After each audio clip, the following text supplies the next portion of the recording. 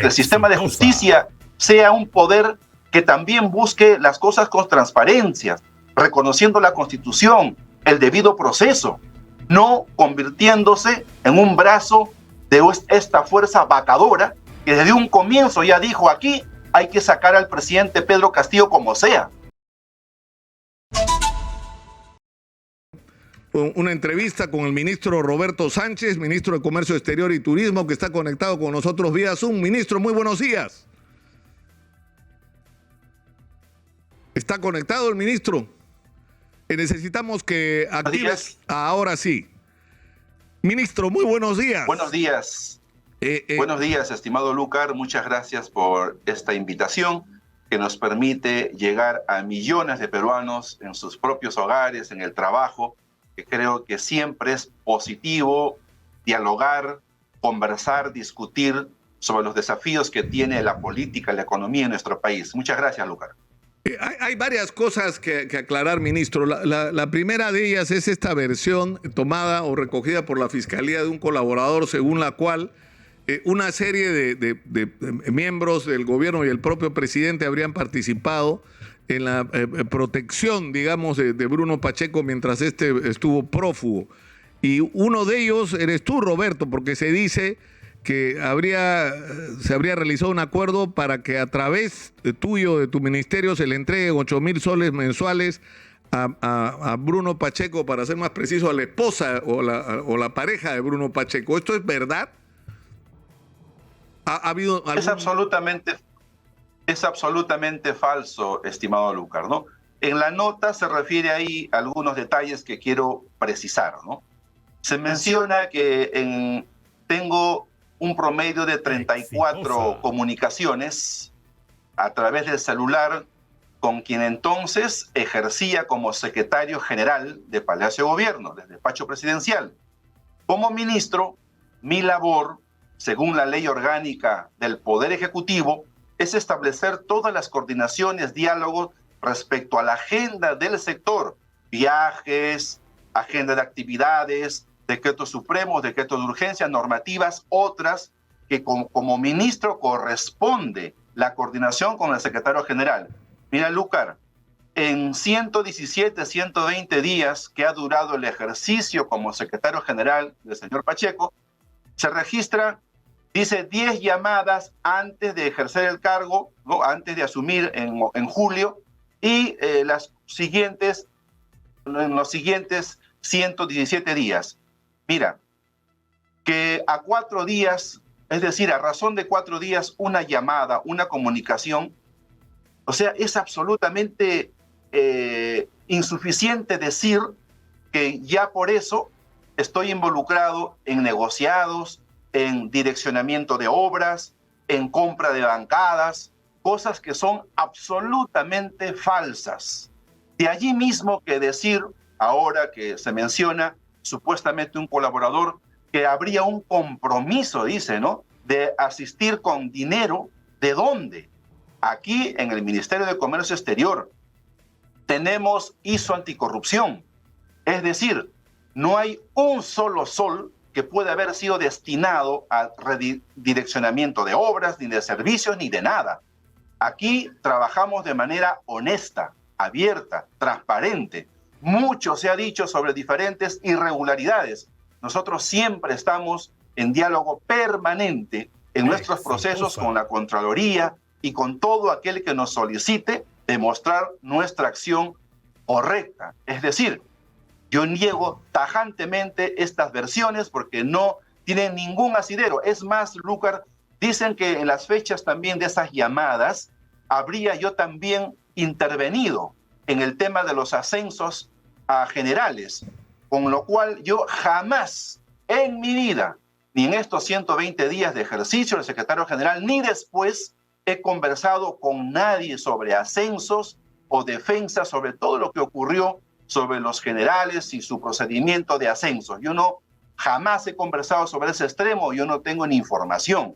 No están en mi competencia, ni siquiera como profesional conozco ese detalle, mucho menos todavía cuando se deja, permíteme solo concluir esta idea, Lucar, cuando se dice que también pudo haber participado, ¿no?, en el ocultamiento, ¿no?, o su eventual fuga, o dialogando con embajadas para solicitar asilo.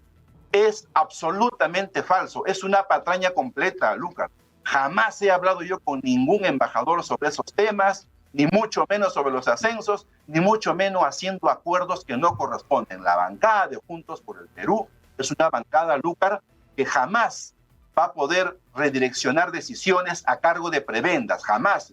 Nuestros compañeros congresistas son honestos, consecuentes, sobre la base de las ideas políticas, como arte de la política, de la negociación honesta y transparente, jamás con hechos irregulares e ilícitos, que me permites aclarar, Lucas. Ahora, sinceramente, lo de las llamadas a mí me parece que no tiene sustento, ¿no? O sea, que un ministro hable con el secretario general de la presidencia es absolutamente normal. Ahora, lo que no entiendo es por qué aparece este colaborador señalando un hecho tan puntual y un monto tan preciso. Es decir, Roberto Sánchez tenía que darle 8.000 soles a la esposa de Bruno Pacheco, hacerle llegar 8.000 soles para que se pueda mantener en esos días. O sea, ¿de dónde sale esto? Yo creo, Lucas, que en este extremo de las investigaciones, mucha gente está acudiendo a sus declaraciones y también sobre las cuerdas haciendo declaraciones irresponsables. Yo creo que el Perú necesita, Lucas, la verdad totalmente al 100%. Que las investigaciones de cuales fuere denuncias de aquí o de allá se corroboren con hechos y evidencias contundentes. Es imposible que alguien me haya dicho a mí, nadie me ha pedido compromisos de aportes económicos con cargo a. Eso es absolutamente falso. Pero lo que tú dices es... Aguardo con serenidad, ¿no?, con estabilidad, que las investigaciones, con el debido proceso, continúen. Y ahora, estoy seguro que las mentiras tienen patas cortas, Lucas. Ya, pero Roberto, sin embargo, tú tienes que reconocer que hay una situación que es absolutamente... o sea, que la investigación es absolutamente justificada. Te voy a citar 4 o 5 hechos que son relevantes. La cuñada, a quien el presidente crió como hija, aparece en Anguía promoviendo o consultando sobre una serie de obras que necesitan, lleva el chaleco de una constructora y al lado está el dueño de la constructora. En ese momento no habían los fondos y solamente había la necesidad. Pasan unas semanas, el Ministerio de Vivienda destina fondos y la constructora de la cual la señorita lleva el chaleco gana las obras. ¿Qué poder tenía la señorita para que eso sea? Ninguno. El poder lo tenía su cuñado, el presidente de la República. El señor Samir Abudayev va a Palacio de Gobierno 2 veces y el presidente me mintió, porque yo le pregunté y le insistí el día que lo entrevisté si conocía a Samir Abudayev y lo negó. Dijo, no lo conozco, no lo he visto en mi vida. No era cierto, 2 veces se reunió con él. Y a raíz de esas reuniones, el señor Samir Abudayev termina siendo favorecido por la compra del biodiesel. Le compran biodiesel incluso por encima de lo que él podía abastecer. Y esto es parte en este momento de las investigaciones, porque lo que se está afirmando es que había pago de comisiones ilegales. Pero lo que es cierto es que esos hechos ocurrieron en Palacio de Gobierno o alrededor, o había un momento en que estos hechos han pasado por Palacio de Gobierno. Luego ocurre lo del puente Tarata, que tiene que ser anulado, y los hechos una vez más pasan por Palacio de Gobierno. Y el tema de los ascensos militares, ocurre algo insólito, coroneles que están aspirando a ser ascendidos van a Palacio de Gobierno, ¿para qué tienen que ir? Es decir, hay una sucesión de hechos irregulares que tienen que ver con actos de corrupción que pasan por Palacio de Gobierno y por el mismo despacho. O sea, ¿no te parece eso por lo menos anormal? Es decir, por lo menos, es decir, razonable que la investigación se haga sobre estos temas. Porque es decir, todas aquellas, el que tenía el poder, Lucas, ahí era el presidente. Todas aquellas denuncias, indicios y situaciones que se van presentando, corresponde, Lucas, que se investiguen siempre en la correspondencia del debido proceso, porque en esta crisis, aparentemente también de hechos del sistema de justicia, hemos de recordar que vivimos una crisis más de fondo, Lucar. Esta crisis que hoy, crisis política, crisis de judicialización de la política o politizar la justicia, no ha empezado hace 14 meses. Esta crisis que vivimos en el país de las instituciones desbordadas por el fenómeno de la corrupción, porque sí, pues, eso es lo que tenemos que reconocer. Es una crisis que tiene 20 años, que nace con la Constitución del 93 y el desmoronamiento de su institucionalidad desde el 2015-16 en adelante. O sea, tenemos que cifrar este contexto para entender bien que hoy la aparente búsqueda de la justicia está también siendo utilizada como un factor político. Yo creo que no podemos dejar de reconocer eso. Hoy hay un sector en el sistema de justicia que dice buscar la justicia cuando en realidad también está ocultando y favoreciendo a otros intereses de impunidad. El Perú necesita transparencia total, solución del sistema de justicia, el sistema político. La crisis, Lucas, tú hablabas hace unos momentos, tiene que ver también con el sistema de partidos. Claro que sí, si este Congreso ha cambiado la ley electoral estando ya en proceso estas elecciones, la reforma política ha sido una gran estafa. Es decir, pero sin embargo todo eso, Lucas, por ejemplo, en la crisis económica, el Perú está creciendo, el Perú sigue reafirmándose, hay muy buenas noticias como tú refieres. Hace poco, apenas el Banco Central de Reserva dice de que en los últimos 5 años, lo dice el BCR, no lo dice ni un rojo por ahí como pretenden a veces endilgarnos, ¿no? Que somos el país que en la región tiene como crecimiento el 9% los últimos 5 años en crecimiento de exportación de minero no energético. The Economist refiere que la moneda peruana, el sol, es la moneda número 4 en el mundo en su capacidad de solidez, es decir, no se ha depreciado y se mantiene como tal. Yo creo, Lucar, que tenemos que poner el contexto también como corresponde. Hoy Roberto, estamos viviendo un sector que no perdona nada, Lucar, y que antes que empiece este procedimiento ya dijo que el gobierno debe de salir, que este sistema democrático debe tumbarse, y eso también no corresponde. Hazme un favor, tenemos que ir a la pausa porque son las 8:30, te rogaría que te mantengas conectado en la línea, por favor, para continuar con esta entrevista. Muchas gracias. Vamos a la pausa, volvemos.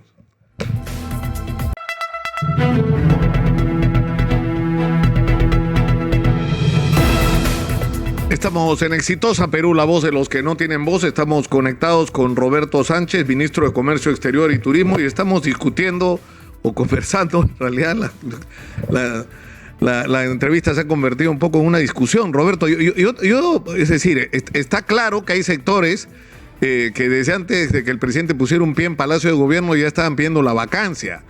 Eso está absolutamente claro, eso está fuera de discusión. Y de que hay gente que lo que quiere que en el Perú no es que haya justicia o se acabe la corrupción, quieren ellos agarrarse la torta para comérsela. Eso está clarísimo, ¿no es cierto? Y que no se resignan a haber perdido la elección el año pasado. Pero eso es una cosa y otras son las evidencias de gravísimos hechos de corrupción que han ocurrido y que han llevado al punto es decir, anular licitaciones, como en el caso del puente Tarata 3, por ejemplo, o todo lo que está ocurriendo alrededor de la adquisición del biodiesel, o el caso de Anguía, del otorgamiento de obras, o todo el escándalo que alrededor de este señor que uno no entiende, ¿no es cierto? Este señor Salatiel Marrufo, que hasta ahora yo no entiendo por qué ha sido un hombre tan poderoso en los últimos 14 meses de gobierno. O sea, esas son, digamos, hechos pero indiscutibles, Roberto, que no hay, o sea, eso no lo ha inventado nadie. Esos son hechos que han ocurrido como producto de acciones y decisiones tomadas por el presidente y por personas de su más cercano entorno.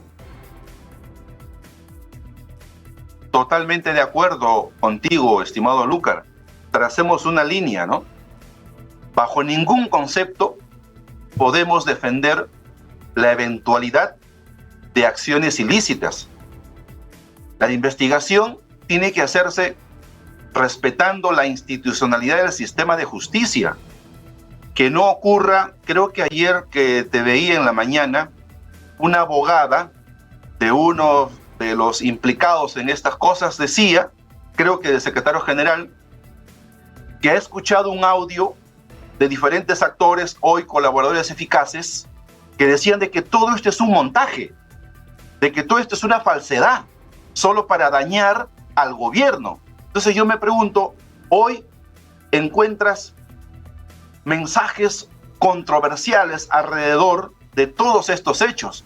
¿Yo en qué me reafirmo? ¿Y en qué se reafirma el Perú? En que tracemos esa línea. Aquí nadie puede escaparse si es que ha cometido ilícitos.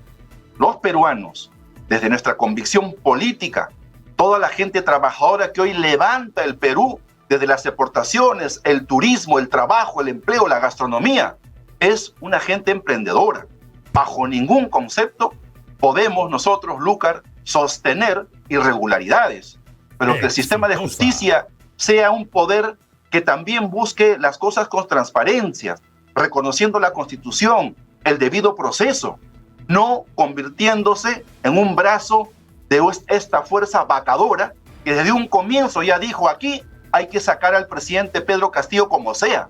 Yo creo que necesitamos poner todo en su lugar, reafirmarnos como demócratas, seguir investigando, pero con ese sector claro, que yo sí creo que en el sistema de justicia, Lúcar, creo que en el Poder Judicial hay profesionales honestos, pero hoy también veo una voluntad avasalladora de querer cambiarle el sentido institucional a la justicia y convertirse en esta ola que como sea quiere vacar y echar a este gobierno. Y eso creo que no corresponde. Claro, pero Roberto, me reafirmo que la... Sí, Lúcar. No, lo que te digo, el problema es que, una vez más, está claro que hay gente que desde el comienzo ha querido vacar al presidente, gente que no se resigna a haber perdido las elecciones. Eso está claro.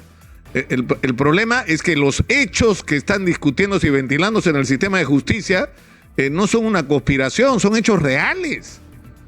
Son hechos reales. O sea, Fermín Silva está diciendo para nombrar al señor Jorge Chávez de gerente de Petro Perú, hubo que pagar dinero, ¿no?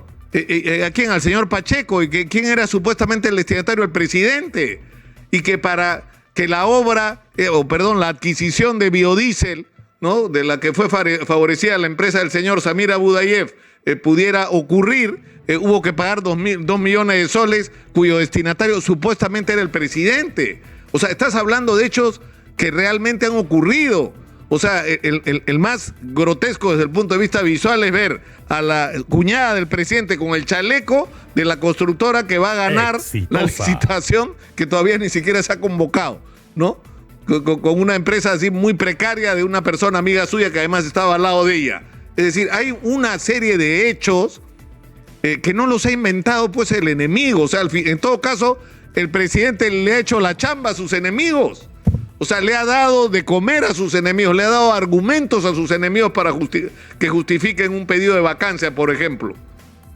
Con su propia conducta, ¿no? ¿O no? Sí, Lúcar. Yo creo, Lúcar, yo no soy abogado, pero puedo decirte como criterio que todos estos indicios, declaraciones de diferentes personajes cercanos alrededor del ejercicio gubernamental, con un sistema de justicia profesional, autónomo, que garantice el debido proceso, tiene que investigar. No se pueden dar, Lúcar, en estos momentos también. Yo no creo que yo no soy juez, nosotros no somos un juzgado que tiene sus procedimientos para que las declaraciones supuestas pasen a ser corroboraciones, evidencias y pruebas. No podemos también dar por hecho situaciones que están todavía en materia de investigación. Yo me ratifico, estimado Lúcar, en ese mensaje de todos los peruanos. El que ha delinquido, caiga quien caiga, tiene que ser así. Pero tenemos que diferenciar, ¿no?, que el sistema de justicia tiene que mirar todo lo que está aconteciendo. Mirar la política. De acuerdo, pero mirar ¿qué ocurre? Este sector desestabilizador. Nosotros necesitamos, Lúcar, poner también las cosas en su lugar y no seguir incendiando la pradera solo con animadversión política. No, eso está claro. Y tú puedes, cualquiera que siga este programa puede dar fe, y esta emisora, porque en Exitosa todos nos movemos por nuestras convicciones y no por... nos podemos equivocar en la interpretación que hacemos de lo que es el interés ciudadano, pero lo único que nos mueve es el interés ciudadano. Pero ¿qué pasa si, por ejemplo, este señor Beder Camacho, que aparentemente tendría un audio del presidente, o aparece algún indicio que compromete directamente al presidente en actos de corrupción? ¿Qué crees que debería ocurrir? ¿Acogernos a lo que dice la Constitución de que no podemos hacer nada hasta que el presidente acabe su mandato el 2026? ¿Qué pasa si parece un indicio razonable de que el presidente está involucrado directamente en estos hechos? El sistema de justicia, Lúcar, con la transparencia del periodismo responsable, como el de Exitosa, ¿no? Porque hay un periodismo también que mira a través de unos prismas subjetivos que no nos van a llevar a nada, ¿no? Allí no hay verdad. Yo, apelando a ese sentido crítico, honesto y de convicciones profesionales con la verdad, yo creo que debe de procederse a la investigación como corresponde, a la corroboración, a las evidencias. Hoy no podemos decir que las cosas están así definitivo y contundente. No, hoy creo que hay un proceso en ciernes. Debemos de seguir acompañando ese proceso, exigiendo que sea realmente también fiscales probos que lleven adelante estos procedimientos, no fiscales que estén acusados por su aparente, también en este lado decimos, involucramiento con el narcotráfico, que están operando y tomando decisiones antojadizas para liberar a sus familiares. Pero ¿con qué moral podríamos revertir, Roberto, y hacer estas cosas? Pero lo que acabas de decir es muy grave. ¿Tú crees que la fiscal Patricia Benavides está involucrada de alguna manera con narcotráfico, con la protección del narcotráfico? Yo no podría afirmar eso. Pero es evidente que hoy en el diálogo diverso se está refiriendo muchas razones. Ex fiscales de la nación, ex señores connotados y jueces se están refiriendo de denuncias sobre decisiones que habría, por ejemplo, tomado la señora fiscal para favorecer a su hermana en procesos abiertos por liberar presuntamente narcotraficantes. No lo digo yo, lo dicen ex fiscales, ex jueces que tienen experiencia en el sector, y yo no creo que eso sea solo cualquier idea. ¿Por qué no pasamos a la corroboración, a la declaración, a la investigación, a que lleven adelante también jueces probos, fiscales probos? Creo que eso también corresponde. Yo no puedo señalar porque yo no lo conozco, pero digo y escucho lo que hoy todos repetimos también, testimonios de personas absolutamente probas que dicen eso. Eso lo menciono. Sí, o sea, el tema es que habría que acreditar que entre las múltiples decisiones que han sido decenas de decisiones que ha tomado la fiscal con respecto a la fiscal de la Nación con respecto a cambios, uno de esos cambios ha sido una fiscal que está investigando a su hermana, pero hasta donde entiendo no ha habido ninguna modificación en el proceso en contra de su hermana debido a esta decisión, ¿eh? Ninguna, las cosas siguen su curso tal cual estaban antes de esta decisión. No ha pasado nada con ese proceso en el sentido de favorecer a la hermana de la fiscal, pero en todo caso es otro tema. Te agradezco mucho, Roberto. Muy buenos días. Muchas gracias, estimado Lúcar. Acá siempre estamos defendiendo el trabajo democrático, honesto, consecuente y de desarrollo y reactivación del turismo. Abordamos ahora muy felices, Lúcar, que el Reino Unido haya quitado y haya favorecido con el tema de la visa hasta por 6 meses para los viajes de turismo de peruanos al Reino Unido. Preparémonos para este fin de semana largo que viene el Día de la Canción Criolla, donde vamos también a reactivar y seguir avanzando. Siempre con justicia, reactivación, pero con un afán profundamente democrático, siempre llenado a la verdad. Muchas gracias, Lucas. Muchas gracias. Roberto Sánchez, ministro de Comercio Exterior y Turismo, ha estado con nosotros en la línea.